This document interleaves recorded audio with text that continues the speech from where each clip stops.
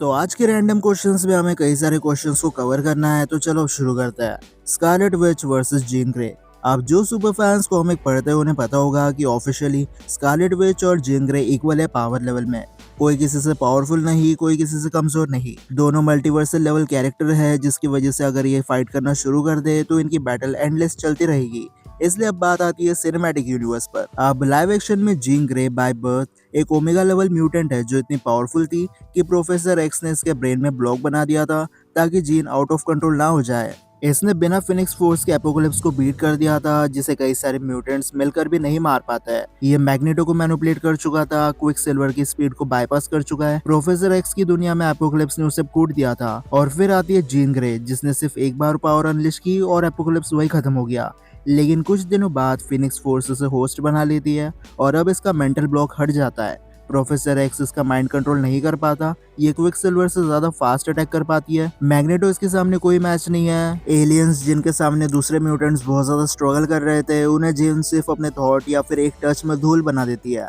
और Phoenix force तो आराम से यूनिवर्स को डिस्ट्रॉय कर सकती है, क्योंकि ये खुद एक मल्टीवर्सल फोर्स है। अब स्कारलेट विच की बात करें तो इसके पास भी बाय बर्थ पावर्स है। माइंड स्टोन ने तो बस इसके पावर्स को एम्पलीफाई कर दिया था, जिसकी वजह से वंडा टेलीकिनेसिस और माइंड कंट्रोल किया करती थी। लेकिन टाइम के साथ वंडा ने अपने लव्ड वंस को खोना शुरू कर दिया, जिसके बाद ये इमोशनल में बहकर सबसे पहले हेक्स बनाती है। मतलब इसने पूरे टाउन को अपनी रियलिटी मैनिपुलेशन का शिकार बना दिया था। उसके बाद इसने डार्क होल पढ़ ली और अब इसकी पावर्स मल्टीवर्सल लेवल की हो चुकी है।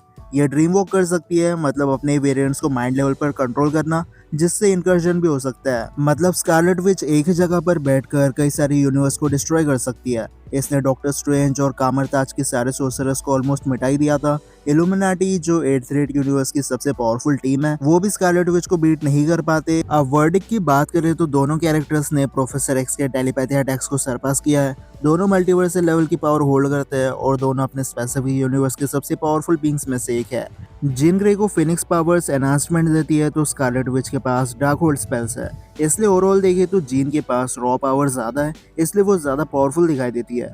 लेकिन डार्क होल्ड को हम अंडर एस्टिमेट नहीं कर सकते। स्कारलेट विच ने अपने सारे ओपोनेंट्स को ओवरपावर किया है और दोनों की फुल पोटेंशियल के बारे में हमें नहीं पता। इसलिए मेरे ओपिनियन से पावर लेवल वाइज ये दोनों इक्वल है और सिनेमैटिक यूनिवर्स में भी इन दोनों के बीच में टाई हो जाता है।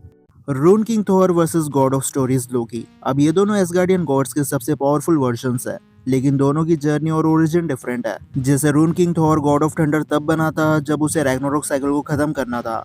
थॉर खुद को पावरफुल बनाने के लिए ओडिन के रास्ते पे चलता है, मरने तक फांसी लगा लेता है और तब कहीं जाकर उसे रून पावर्स मिलती है। अब थॉर आंखें ना होते हुए भी पास्ट, प्रेजेंट और फ्यूचर देख सकता है। रियलिटी मैनिपुलेशन से इसने मैंगॉक को मिटा दिया था, जिसके अंदर ट्रिलियंस ऑफ बींग्स की सोल एग्जिस्ट करती है। और मैंगॉक इतना डेंजरस था कि ओडिन भी इससे फाइट करने से डरता था। इसने लोकी का सिर उसके बॉडी से अलग कर दिया था। उसके बाद भी गॉड ऑफ मिस्चिफ जिंदा था, लेकिन रून किंग थॉर ने शैडो गॉड्स को बीट किया है। ये एसगार्डियंस के लाइफ फोर्स एनर्जी खाने वाले बींग्स थे जो ओमनीवर्स के वॉइड में रहते थे। और फाइनली रून किंग थॉर ने इस रस्सी को काट कर अपनी फेट को चेंज किया है। मतलब रून किंग के पास फेट मैनिपुलेशन है, जिससे वो अपनी किस्मत को भी चेंज कर सकता है। और फेट मैनिपुलेशन की वजह से ही थॉर रैग्नारोक साइकिल को खत्म करने में सक्सेसफुल हुआ था। अब बात करें लोकी गॉड ऑफ स्टोरीज की, तो एक दिन चिल्ड्रन ऑफ एटर्निटी लोकी को हाउस ऑफ आइडिया में ले जाते हैं। ये एक ऐसी जगह होती है जहाँ मार्वल की स्टोरीज लिखी जाती है।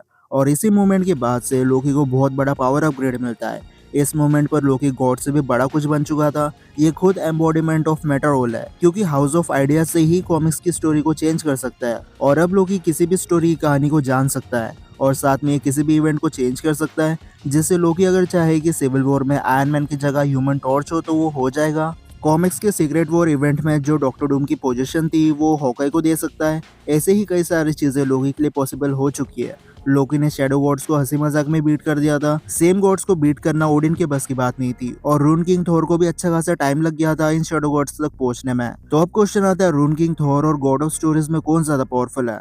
अब raw strength wise rune king Thor आगे है। लोकी आज भी स्ट्रेंथ वाइज थॉर के इक्वल नहीं है, पर स्टोरीज को मैनिपुलेट करना वे मोर पावरफुल एबिलिटी है। अगर हम उसे रून किंग की एबिलिटीज से कंपेयर करें, लोकी स्टोरीज मैनिपुलेट करके रून किंग थॉर की एंटायर स्टोरी को ही चेंज कर देगा। जैसे लोकी स्टोरीज से उन रास्तों को ही मिटा देगा जहाँ से रून पावर्स गेन कर सकता है, या फिर लोकी ओडिन फोर्स को एग्जिस्टेंस से मिटा देगा, जिसकी वजह से थॉर को कभी रून पावर का गाइडेंस ही नहीं मिलेगा। अब काफी सारे सुपर फैंस ये सोच रहे होंगे कि रून किंग थॉर तो पास्ट और फ्यूचर देख सकता है, तो वो लोकी को ये सब करने ही क्यों देगा? जो बात काफी हद तक सही है, लेकिन लोकी सिर्फ अपने थॉट से स्टोरीज को स्टार्टिंग से चेंज कर सकता है। सो लोकी की मर्जी चले तो वो कभी रून किंग थॉर को पास्ट और फ्यूचर देखने की एबिलिटी देगा ही नहीं। So most important question, rune king fate manipulation versus Loki story manipulation. अब देखो, रून किंग थॉर ने अपनी किस्मत को चेंज किया है, पर किस्मत का चेंज होना भी स्टोरी का एक पार्ट है, जबकि लोकी स्टोरी मैनिपुलेट करके थॉर से फेट मैनिपुलेशन भी छीन सकता है। इसलिए ओवरऑल देखिए तो god of stories Rune king Thor से ज्यादा पावरफुल है।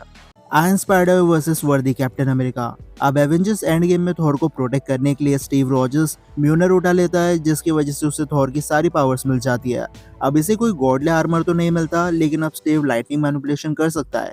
इनफैक्ट स्टीव अकेला था जिसने थैनोस को थॉर से ज्यादा बेटर फाइट दी थी। इसने 2 बार थैनोस पर लाइटनिंग स्ट्राइक कर दी, और म्यूनर एक एन्चेंटेड वेपन है, इसलिए अगर स्टीव रॉजर्स किसी के ऊपर इसे फेंक के मारे तो इस हैमर को रोकना ऑलमोस्ट इम्पॉसिबल हो जाता है। अब बात करें आयरन स्पाइडर की, तो ये सूट फुल्ली नैनोटेक है, जो पीटर को इन्फिनिटी वॉर इवेंट के दौरान मिला था।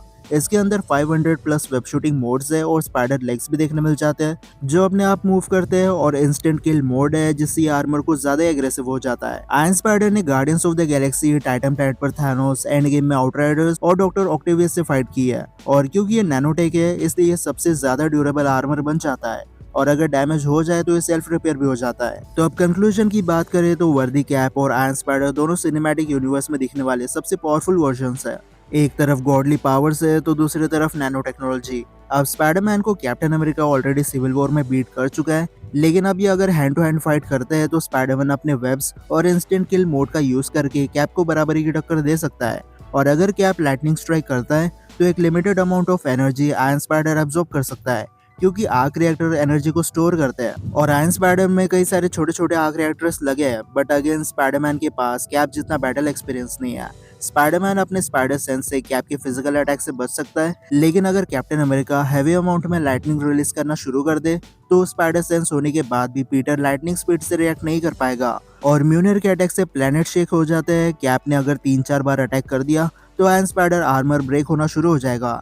इसलिए भले स्पाइडरमैन के पास नैनोटेक से बना आर्मर हो, लेकिन अभी के लिए वो गॉडली पावर्स के लिए कोई मैच नहीं है, इसलिए वर्दी कैप्टन अमेरिका यहाँ पर जीत जाता है। Sentry versus Magneto. अब मैग्नेटो एक ओमेगा लेवल म्यूटेंट है, मतलब ये अपने फुल पोटेंशियल पर प्लेनेटरी लेवल पर मेटल्स को मैनिपुलेट कर सकता है, और इसकी मर्जी चले तो ये वर्ल्ड को भी शेक कर दे। अपने मैग्नेटिज्म से मैग्नेटो उड़ सकता है, अनब्रेकेबल मैग्नेटिक शील्ड बना सकता है, और मेटल्स को अपने एनिमी पर फेंक कर सामने वाले को बहुत ज्यादा डैमेज भी दे चुका है। पर सेंट्री एक अलग ही लेवल पर स्केल करता है। सेंट्री की एबिलिटीज मैग्नेटो से सुपीरियर है, जैसे स्पीड। सेंट्री इतना फास्ट है कि सुपर सोल्जर्स भी इसे देख नहीं पाते। तो मैग्नेटो की फिजिकल कंडीशन एक ह्यूमन जैसे ही है। जब तक मैग्नेटो मेटल्स को कंट्रोल करने की सोचेगा, सेंट्री अटैक कर चुका होगा। ऊपर से सेंट्री अपने बॉडी के अराउंड शील्ड बना सकता है, तो मैग्नेटो के अटैक्स वैसे भी यहाँ काम नहीं आने वाले। पर सेंट्री के पास मैटर मैनिपुलेशन है, और हमने सेंट्री को मेटल्स को मेल्ट करते हुए देखा है, इसलिए अगर सेंट्री ने मैग्नेटो के सारे मेटल्स को पिघला दिया तो मैग्नेटो एक टाइप से पावरलेस ही हो जाएगा। ऊपर से सेंट्री को बीट करना ऑलमोस्ट इम्पॉसिबल है, क्योंकि ये वर्चुअली इमॉर्टल है, लेकिन मैग्नेटो मिस्टिक जैसों के हाथों से नॉकआउट हो चुका है। इसलिए भले मैग्नेटो ने ओमेगा लेवल के काम किए होंगे, लेकिन मैग्नेटो सिर्फ डिस्ट्रक्शन कॉज कर सकता है। एक फेस टू फेस फाइट में मैग्नेटो ने आज तक कोई खास लड़ाई अपने नाम नहीं की, इसलिए सेंट्री यहाँ पर आराम से जीत जाता है। लेकिन इसी के साथ आज के सारे रैंडम क्वेश्चंस यही खत्म होता है। अब अगर आपके पास ऐसे कोई क्वेश्चंस हो तो मुझे कमेंट सेक्शन में बता सकते हो। तो अब मैं मिलता हूँ आपसे अगले वीडियो में, तब तक गुड बाय।